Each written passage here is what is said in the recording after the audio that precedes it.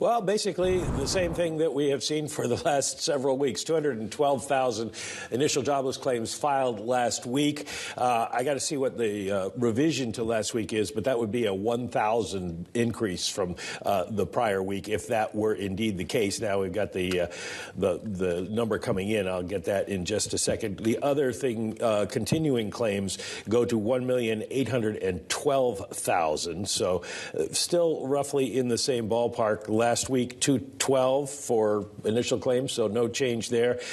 We gained about 20,000 for the continuing claims. So there's no story there, except that the labor market is still tight. Philadelphia Fed Business Survey really surprises, comes in at 15.5 after 3.2 last month. Economists were expecting a drop to 2, so that is quite interesting. The prices paid index, which of course is going to get everybody's attention in this inflation-obsessed world, 23.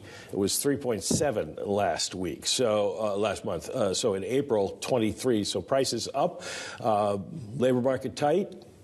Fed, your move. I want to talk about the Philadelphia Fed Business Survey. How much are we looking at some of these peripheral surveys to give us a better sense of the picture? I was reading the Beige Book yesterday, and it sounded like missives from 100 different countries. How much are we getting a consistent story? Well, the Beige Book was very interesting because it was much gloomier. I don't know if gloomier is the word, but less enthusiastic about the economy than Fed officials have been, saying that the economy is growing slightly and that prices have leveled off and people expect inflation to keep going down, which doesn't seem to be the reality that we're seeing. Now, the regional Fed numbers and surveys, they're regional. They don't necessarily tell us a lot about the whole country. And we see the ISM number come in once a month that can frequently undercut all of that. But with the focus on inflation and on whether the economy is coming back,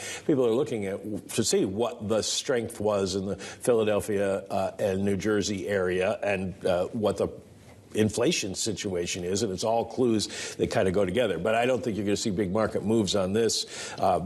Wait till next week when we get to PCE numbers.